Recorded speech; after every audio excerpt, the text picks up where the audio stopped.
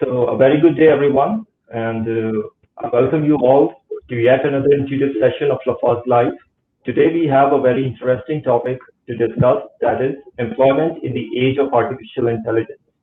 As we are still surpassing through the disruption caused by the COVID-19 crisis, fortunately we have startups like CView that are there in the software development domain, profile building, and CV creating that combines artificial intelligence and human expertise to help the students and job seekers in profile building that help them acquire their dream job. And to lead this session, we have Chavi Agarwal, the founder and CEO of CView, an entrepreneur with demonstrative experience in profile building and CV curation and ATS software development. So before we dive deeper into asking some crucial questions to Chavi, primarily we would like to thank Chavi for taking time to connect with us today and address the crucial questions. So I would like to hand over the mic to you, Chavi, and please let us know about a bit yourself and when did you came to this idea of starting CV? Thanks a lot for having me here. And I'd like to tell a little bit about myself first. My name is Chavi Agarwal. As you've already introduced, I'm the founder and CEO of CView. It's a career technology firm which has combined artificial intelligence and machine learning along with human expertise to be able to create a software called the ATS, an applicant tracking system. So what happens nowadays is because of the sheer volume of applications which come in for any particular job role, there has to be a more technologically driven method of scanning these or screening these recruits or students. And so globally now, 72% companies have started using the ATS, and in India, 68% of companies use the ATS now.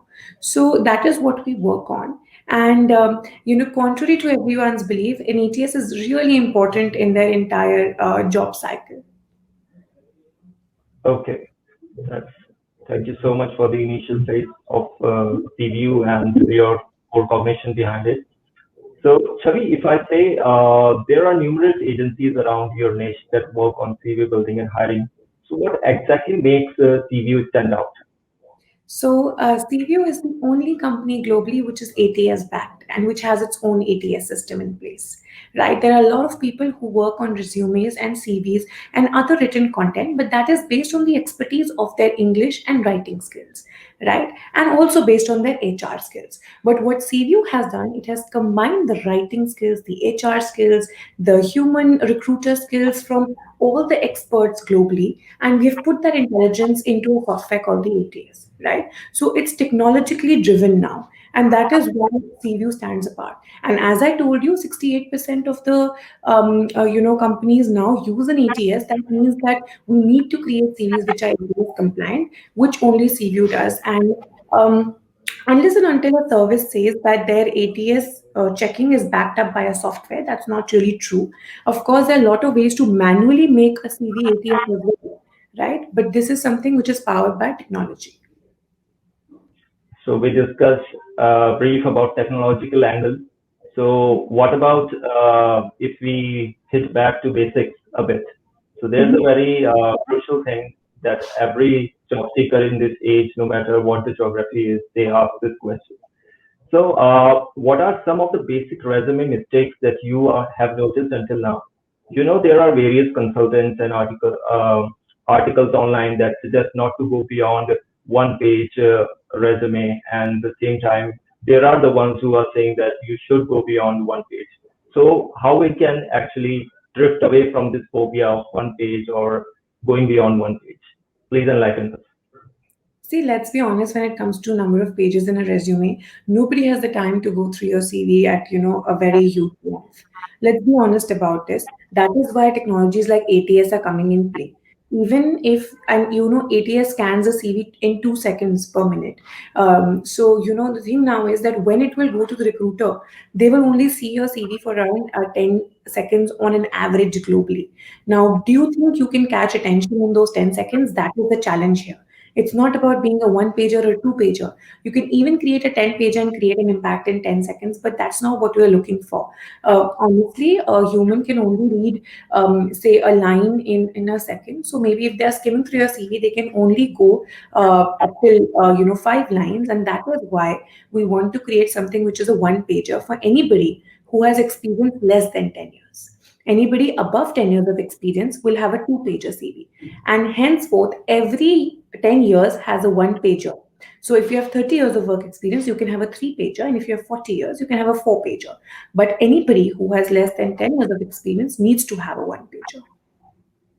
All right, so that's a very constructive and the simplest form of an answer. So I think it can, this particular answer, these 2 minutes of an answer can solve any problem for Mhm. every job seeker all across the world. That's what I believe. Mhm. So coming back to we know the disruption caused by COVID-19. Mhm. So in your opinion, uh, what's a remote workforce concept as we witnessed during the COVID-19 scenario globally? What are the advantages of remote workforce for both businesses and job seekers? Right. I'll start with job seekers. See, anybody who was not getting involved in the workforce now has an opportunity to do so. If you see in the previous year, there has been an increase of 17% of women working in the workforce. That is a clear indicator of why work from home is coming really handy for people who need to take, up tasks which are more than one in number, right? Anybody who is responsible for their livelihood anyway goes out and works, but there are so many people who want to work, like students, like women around the world, like even elders. And what is happening through work from home is that the workforce age limit and the diversity is increasing, right? Also, tier 2, tier 3 cities in every country are coming up in this stream, because I myself have a lot of employees from tier 2 cities now, which I couldn't have hired if I was working out of an office in New Delhi, right? And because I had to pay for their living expenses and traveling expenses, but I'm finding these experts in every part of the nation now, even globally, every part of different countries. So this is what work from home brings to the table for employees. They are looking for better job opportunities, and they're also able to get more. I understand that the job market is quite struck by this entire pandemic. But what happens via work from home is that they can get better opportunities living in the same place that they were living. So I think that has given a huge advantage, right?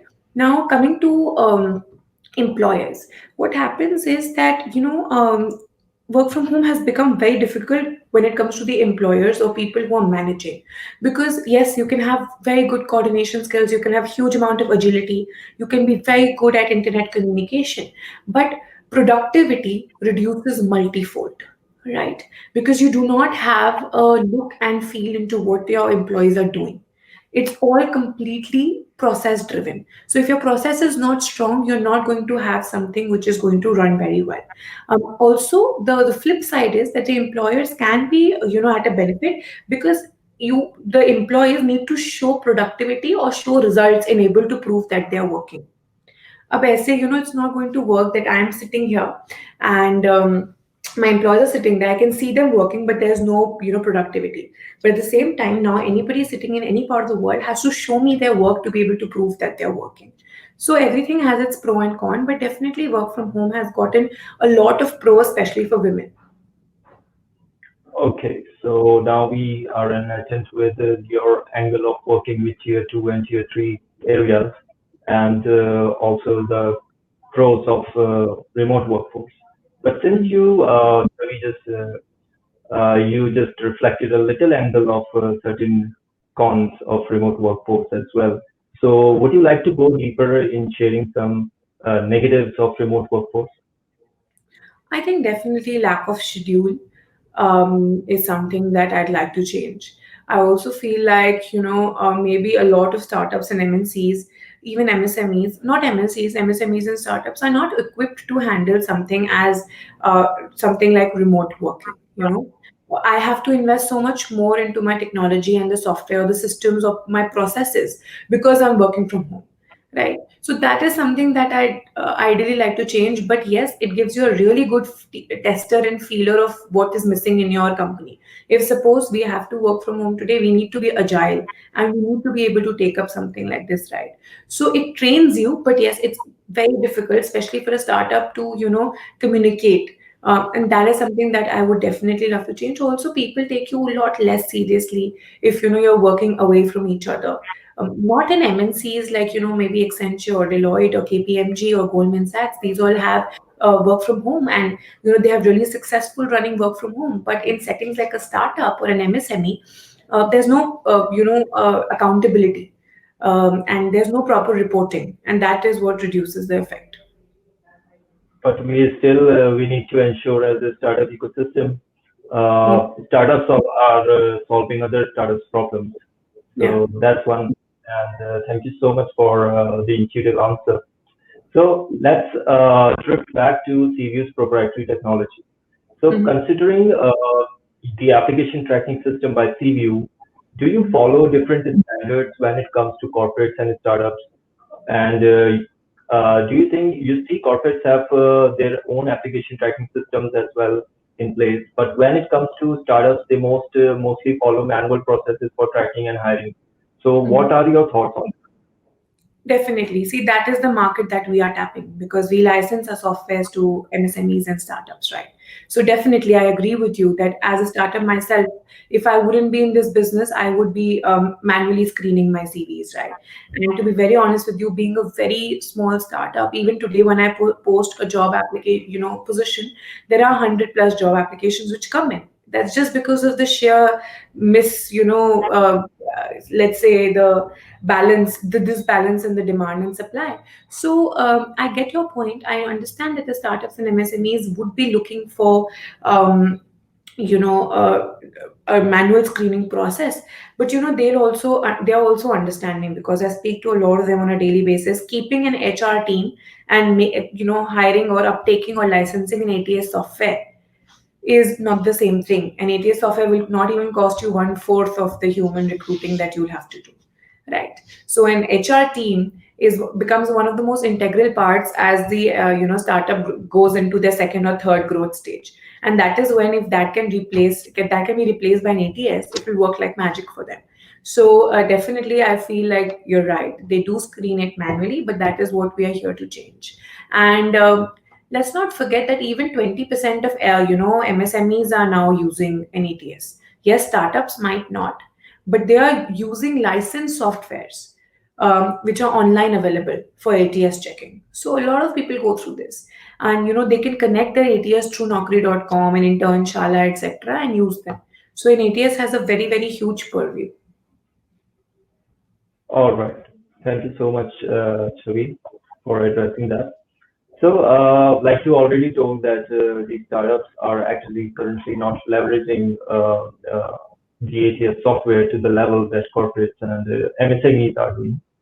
So, on similar lines, what a word of advice would you like to share for startups so that they should start leveraging ATS by 2021 or moving on? See, I'd say if your capacity as a startup is beyond 20 employees and you're looking at scaling up to, let's say, even a 30 or a 40, what happens in startups is that you find a lot of instability in employment. There are a lot of people who just come in for experience and keep on moving or changing their jobs. Also, because of the work from home nature, they become even more unstable. They don't take the work so seriously, and they do not feel so intimidated by a startup. They feel that they are not so equipped. If I leave them today, if I break my offer letter, nothing is going to happen to me. Vis-a-vis if I do the same to some other company, which is huge, right? So these are the kind of challenges that startups face. Now, what happens is that it becomes even more integral for a startup to hire people who are actually worthy, looking forward to work in a startup setting, are willing to give their all to a startup, because let's be honest, in a startup you work way more than you'll ever work in an MNC, right? And also they need to be prepared to have a job person fit, because what is happening, startups are really niche. They have a target of their own, right? It's not like a big company wherein there are multiple avenues to work into. You can get into any project, right? It's not as diversified. So you need to have a job person fit for this, right? Unless and until I find people who are actually interested in what we do and are experts in that field or can be potential experts in my field, I am missing on a huge chunk or opportunity here. And that is why ATS comes handy here. I wouldn't say ATS is necessary for a startup. I'll be very honest with you. I feel ATS is only important to create a job person fit for the startup. Because let's be honest, Google on a day when they do not have any job application out gets 60,000 CVs. When I put a job out, say I get 100 CVs. 100 CVs are easier to maneuver through than 60,000 CVs on any single day, right? So, yes, it's very much possible to go through those 100 CVs after creating your own filters, etc. But to find the job person fit is where ATS comes in, hand for a startup. Because unless and until I have something which is actually a person who likes to work and is absolutely matching with what I want in my job description, I'll be actually lost and there would be a huge turnover in my company. So that is something that startups need to concentrate on. Seems like the Indian startup ecosystem needs more tech startups like CView, and they are solving problems for both job seekers and employers. And it is going towards a new era where actually, so we as a media startup, we've been covering news around tech and startups for more than 2 years now. And there is one statement that we hear every now and then that AI, artificial intelligence, is a buzzword. But now I personally believe that there is some sort of a implementation of AI that is actually really, really problem solving, and it is actually solving the biggest, one of the biggest human problems that we are facing right now, especially after the COVID-19 period. So before we move on to the questions from the audience, I have one final question for you, and that's very important. And it's really benevolent that you are a woman entrepreneur and running a startup that is really, really worthwhile, and it is technologically very sound. So the final question would be, like we have heard that 30% of CVU's proceeds go towards CSR initiatives, as we have previously read about CVU, and towards women education. So please enlighten us on that, and how do you actually manage and deploy the budget towards these causes? Absolutely. So, CView's motto is that we put work in workforce. So, if anybody comes in by our service, they're not only uplifting themselves or not only putting themselves up the ladder in the workforce, but what we do is for each order, we fund a underprivileged college student or a woman in a self-help group to join the workforce, because we create their CV, we put them on the mark. We even create CVs for vocational studies like carpentry, painting, etc. And what this does is that this introduces people into the workforce. So this is a completely new breed in the young people of multiple countries, not only in India, but we do this in Bangladesh, Nepal, Sri Lanka, everywhere. Of course, we concentrate and are more well connected in India, so definitely that comes really handy. But what we are trying to do here is to not only empower people in the existing workforce, but also bring new people into the workforce who are really worthy of it, right?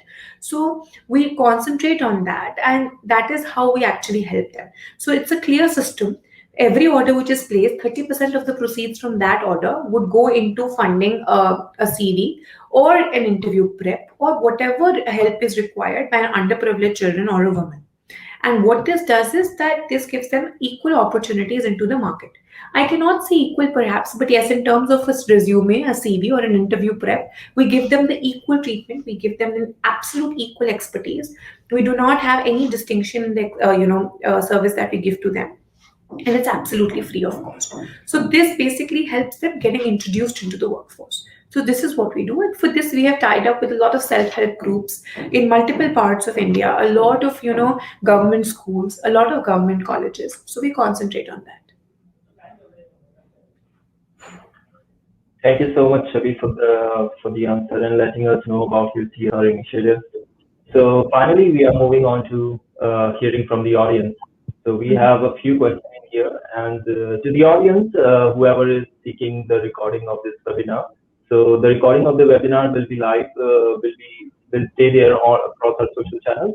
So you don't need to actually worry about that. So now let's just take a few questions from here. So how is AI helping the institutional growth and the growth of teachers and education? Okay, Any so thoughts?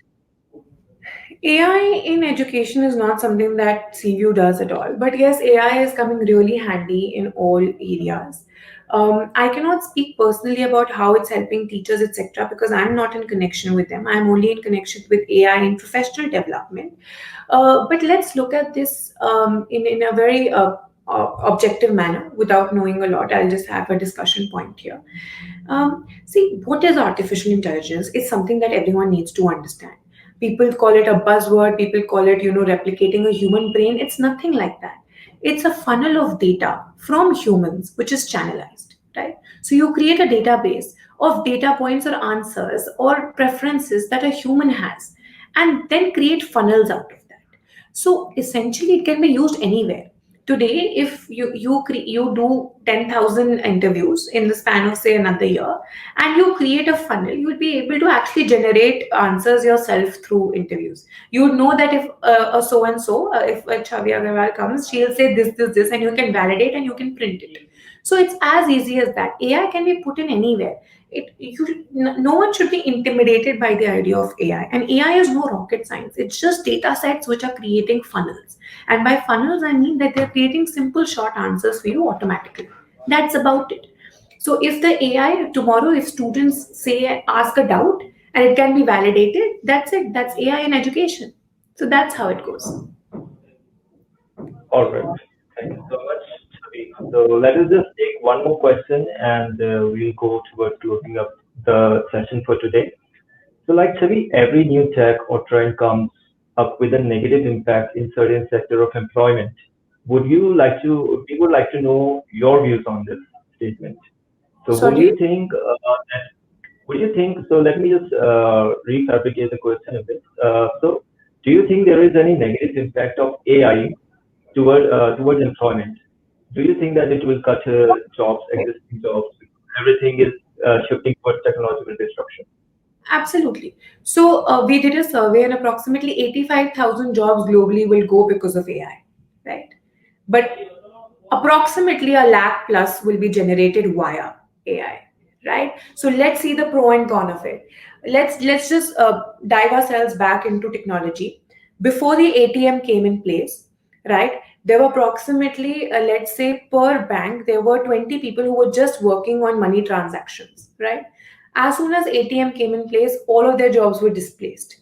I remember very evidently 5.5 lakh jobs were displaced in Delhi itself at that time, right? Now, but the fact that that was happened, the back end of ATM generated 10 lakh, 20 lakh jobs.